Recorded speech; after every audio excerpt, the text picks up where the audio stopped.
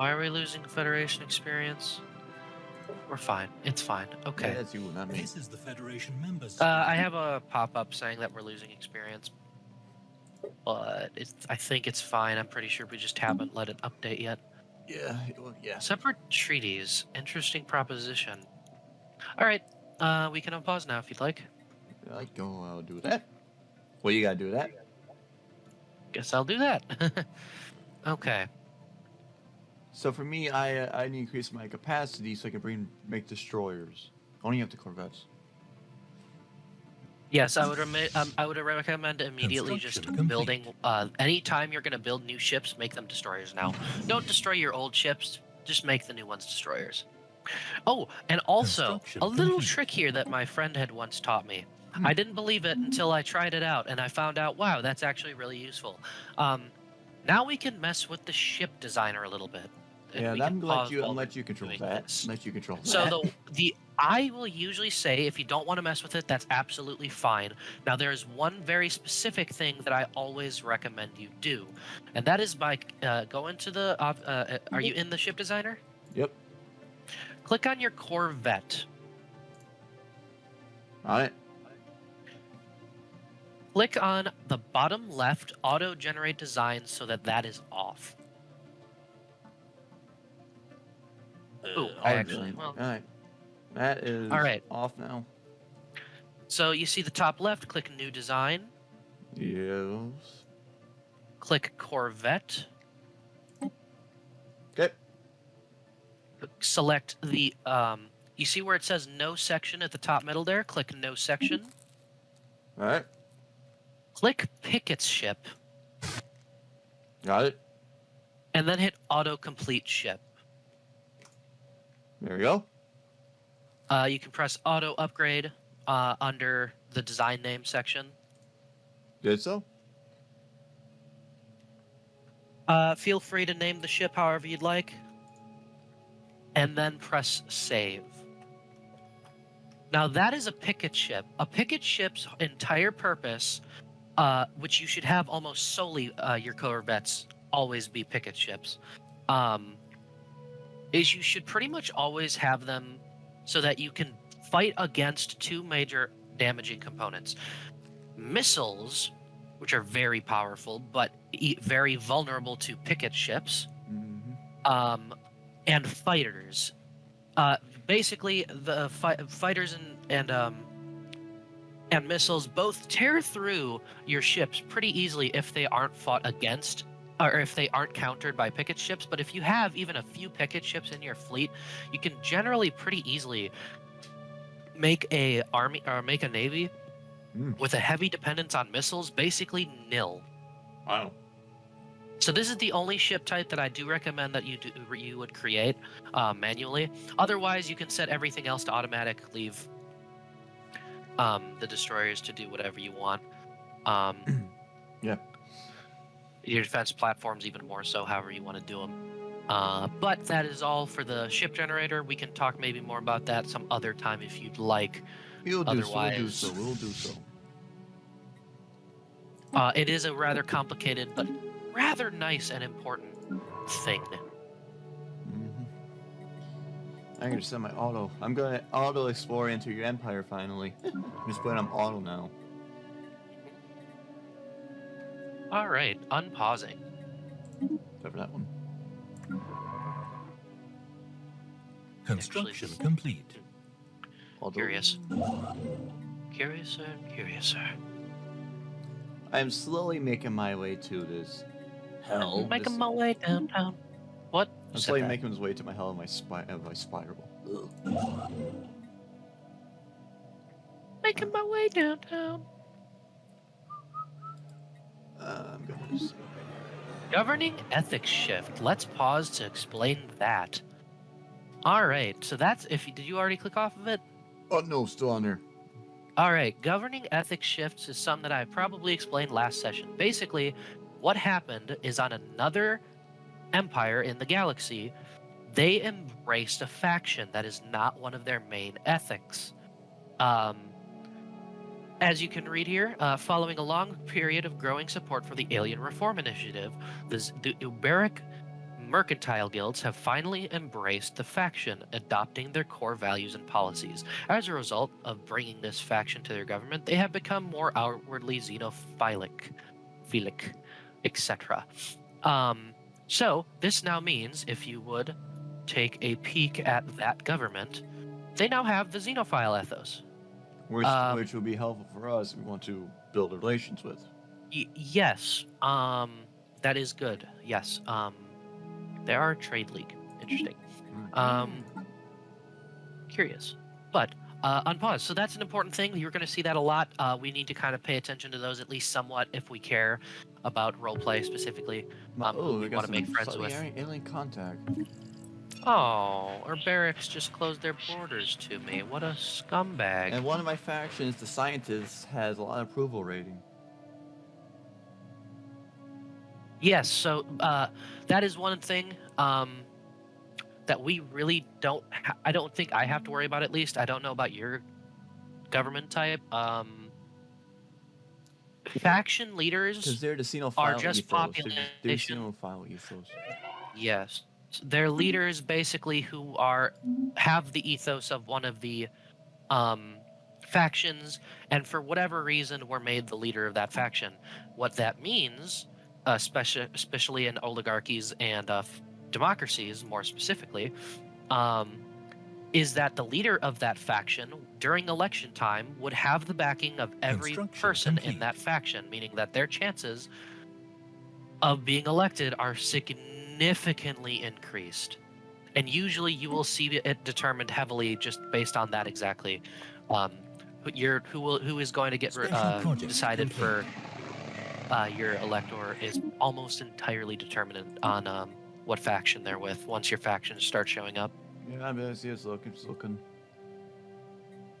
As long as they're part of my main ethos of my government, I don't need them. I just don't want the militarists on my. I don't want the militarists. I'm fine with the 3. I don't want the militarists. System survey complete. That's me though. Okay. I can send me another colony. He's somewhat clean this. Another faction found. Never mind. More scientists. Oh god. Oh, these are spiritualists. Spiritualists. Which I don't want. Right? I wouldn't. The Pyramid Cleansers have finally closed their fucking borders to me. And in this case, I will be doing that as well. I'm just gonna get rid of them. I'm just gonna suppress this spiritualist, since it's not. Again, I wouldn't recommend you actually suppress anyone unless they are growing enough support that it is becoming worrisome. I guess I got really with your robots.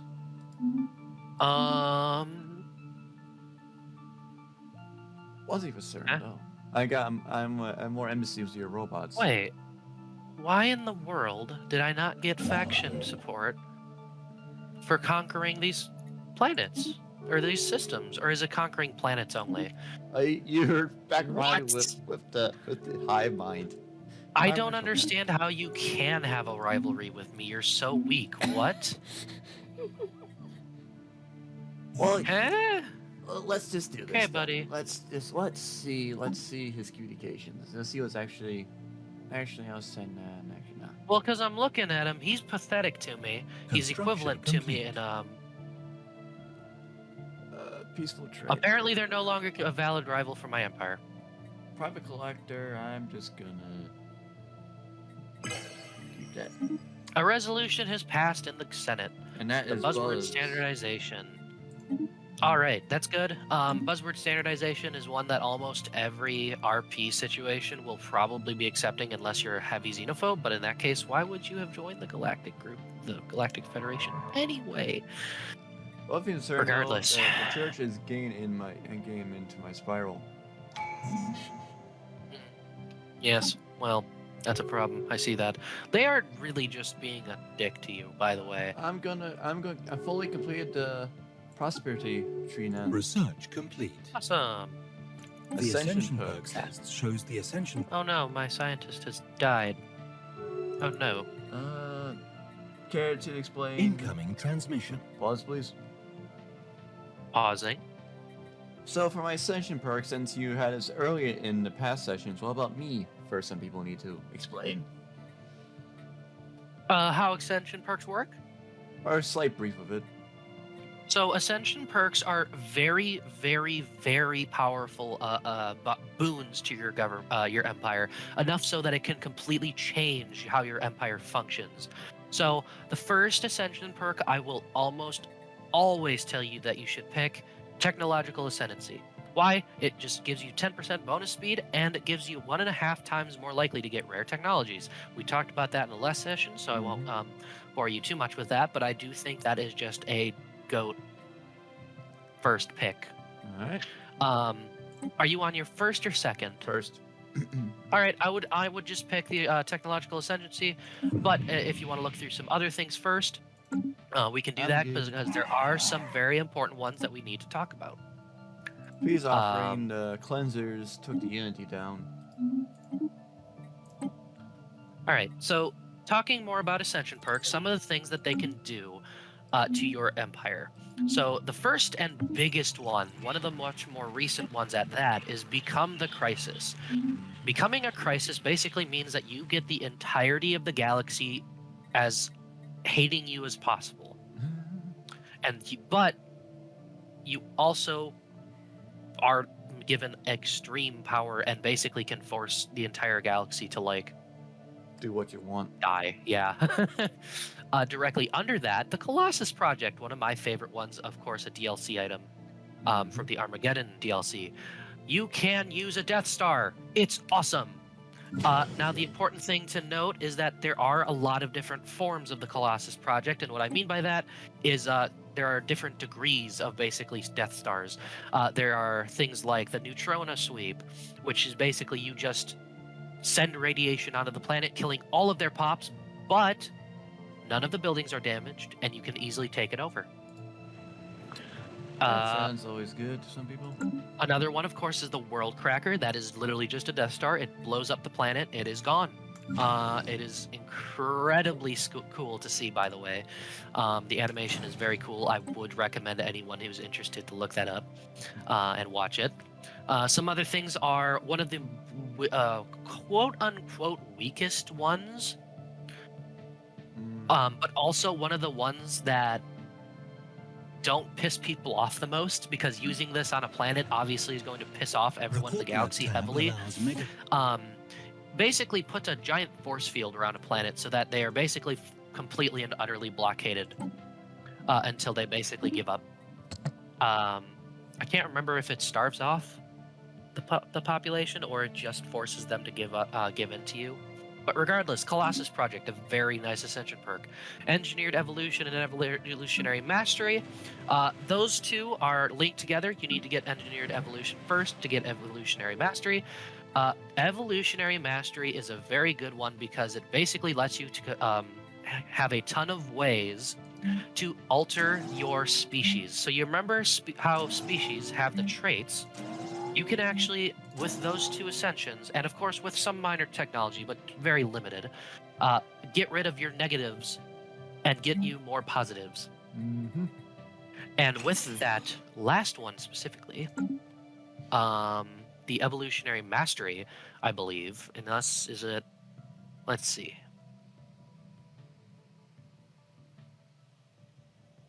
Checking really quick. One of these gives you the ability to make Gene Warriors, and Gene Warriors are one of, like, the super soldiers, basically. Really, really powerful, yeah. Really powerful army types. They will crush your the defense armies like butter. They'll fight droid armies like really easily. The clone armies will be crushed pretty fucking easy as well. The only things that really you start losing to, I want to say that psionic armies are weak to them, but don't quote me. I'm not sure about. Are Xenobeast armies. Xenobeasts are by far the most powerful, but also are just destructive and have the collateral damage of a fucking Death Star. So I don't know if they count. Probably not. Otherwise, yeah. It's a pretty good perk. If you don't have an RP reason to pick, before I get ahead of myself, let me continue on. The flesh is weak and synthetic evolution. This is one of the really important entire government kind of shifting ones. Why? The flesh is weak creates cyborgs. Mm. Everyone that you have in your population can then become a cyborg, which basically, I forget what the exact modification is, but it adds the cyborg mod to your trait to your populations, and that gives them a lot of good bonuses. Furthermore, synthetic evolution makes you literally able to transfer the consciousness of your populations into robots, making them virtually immortal. Yeesh. It's very powerful. Now, here's the thing. Spiritualists fucking hate you if you do synthetic evolution, which makes sense. The spiritualists basically see you as soulless abominations attempting to disguise yourself as organics, and they will not stand for it. They will not. On the opposite end of the coin, mind over matter and transcendence.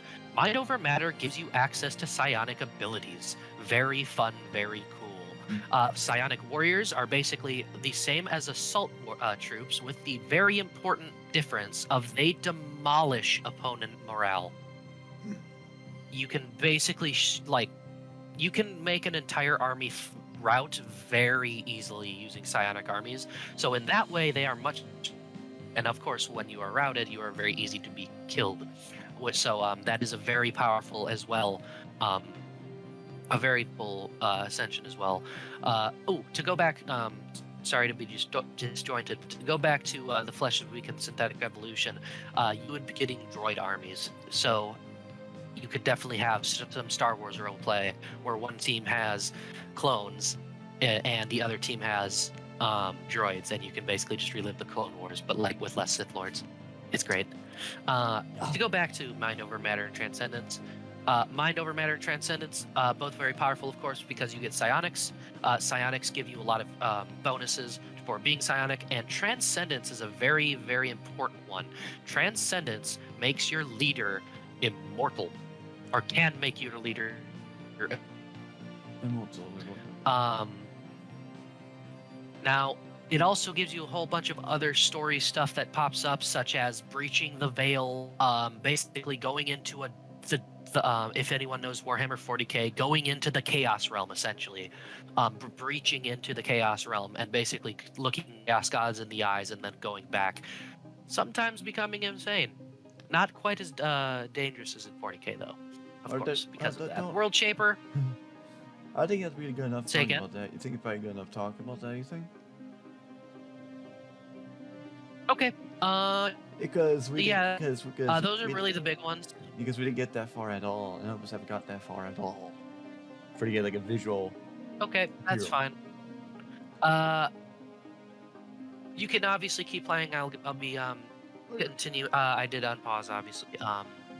So I'll be explaining just the last little bit. The flesh is weak, mind over matter, and engineered evolution are all exclusive to each other. You can only pick one of the three. So if you wanted to create psionics, you could not create droid.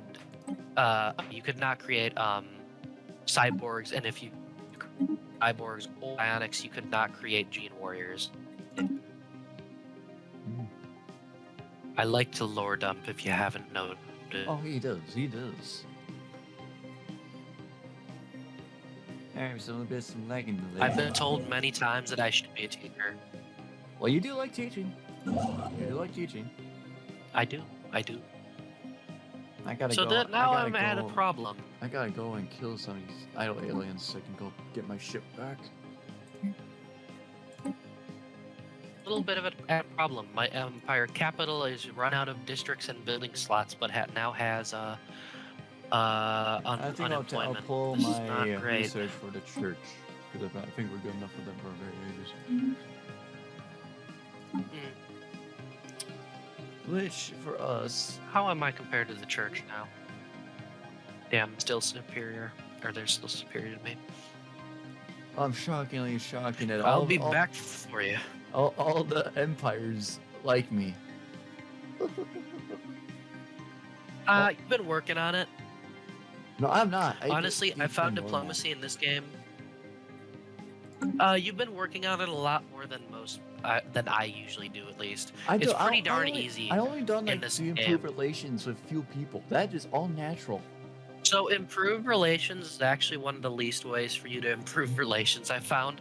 A lot of the time, improving relations is basically just accepting their love. If they give you an embassy, accept it.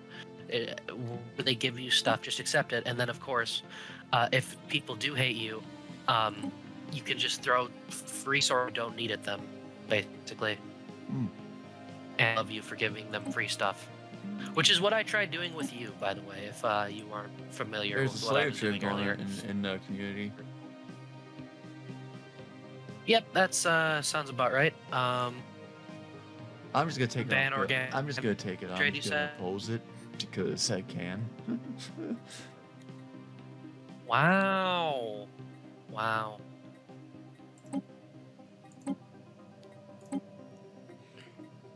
Your UGS has high power in the community. Yes. Yes, they do. I'm like the lowest one. Yes, the UGS. Second lowest one. You are extremely low, and I was gonna say that earlier, but I didn't want to. But also, this is new to me, so I don't care as much yet. Is this? I want to say the Sacrosanct Sathori Kingdom is also one of my custom mades, but I don't know. I don't think that's right, actually. I'm pretty sure that's a random one. Damn. Okay, so the Sathori Star Church is actually the second most powerful people in the galaxy. That's interesting. Well, if you look at the map, you can see how the map is. You can see how it is. Huh. The closest biggest empires are the Cleaner, the Cleansers, and the Church. I might actually go to war with the Cleansers. Why don't I go get rid of this church so I can expand? So here's the problem. That church is literally the game's like boss right now, right? Unfortunately. It's not a fallen empire though, which is shocking. Yeah, so I'm actually kind of confused as to what the fuck happened to make him so powerful. Because he is currently the literally strongest person in the galaxy that we know of. The second strong, because that's the Cleaners, for me. No, actually, I'm looking at the victory screen, which is how you can tell, basically on a score chart, which basically, if the game were to end right now, who would win? They're rank 2, which means we have a fallen empire, and they are currently only held back by that fallen empire. Well, they are at war with the Cleaners, with the Cleansers. So you're just adding fuel to the fire. And they are most overwhelming. These two are both equal forces, and for me, for fleet power. I think you desperately need to increase your military. I'm trying. I know you are, and it's simply. I got 42 months to get supremacy to increase my thing. Cool. Awesome. The heart of the pulsar. Because that's why I needed to get increased capacity, unless it's by research, by luck. Now I'm just stuck as I got. Are you anchorages? I'm talking about like this, just to get to the traditions, to get more naval capacity. Oh yes, I picked supremacy as my second one. I didn't this time. Because I knew. Yeah, I knew that I was gonna have to be fighting a lot, and I was probably gonna have to carry us militarily. So I chose expansion just because that was the first one I always choose. Well, if you went think directly for this into game 3, you'll be conquering the inner galaxy. I'll be conquering the outer galaxy. Probably, yeah. Yeah. Fucker. Okay. We have this is non-aggression annoying as shit. act with non-aggression acts with somebody, not with us. The caravanners, what can you offer us? If I give them 500 alloys, I get 3 pops of their species. This is one of the examples of like a really weird trade. And usually I just auto decline these. I'm almost Honestly? finally Sure. linked my ring finally. Nice. One of their fleets is 2,160 might. For the church. One of mine is 3,400. I'm still 1k. Yeah, I know, darling. I know. Oh, shut up. Shut up. I'm sorry. You just got mushed too early in the game, but now you had to rebuild for a long time, which is annoying. I don't like you though. You're everything that I hate. No. One of these people keep trying to establish an embassy with me, but like they are literally everything that I detest.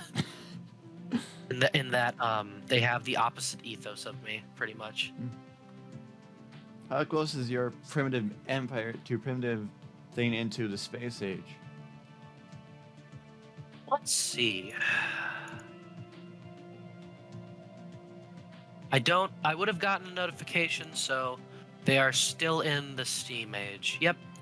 They are still in the Steam age. As soon as I can, by the way, I'm going to you have enlighten them. 1.1k Anibas in your system, in the Domgar system that are hostile to me. Yep, they're my friends. Yeah, well, you never coexisted with them, okay? Well, I can also. I chose coexistence. I chose the coexistence policy, all right, bud? You know you need to get rid of them. I didn't want to fight if they come into your empire, if in there. Oh boy, tensions are raising throughout the galaxy. I sense warfare in our future. Yeah, we have Cranbrook Colonels declared rivalry with some other kingdoms, so we don't have to worry about them. They're the far galaxy, we don't have to worry about them. I'm putting a spy network in the pyramid cleansers to see if maybe I can see how much people they have, or how much military they have. See if I can't just crush them myself. What are you doing over here? Oh god, I hate the way the AI is. I hate there's one change that they absolutely had to have made to the AI somewhat recently, where they intentionally do this weird hopscotch thing, and where they try to cut you off at choke points, and it's the most annoying shit ever. Well, I believe that.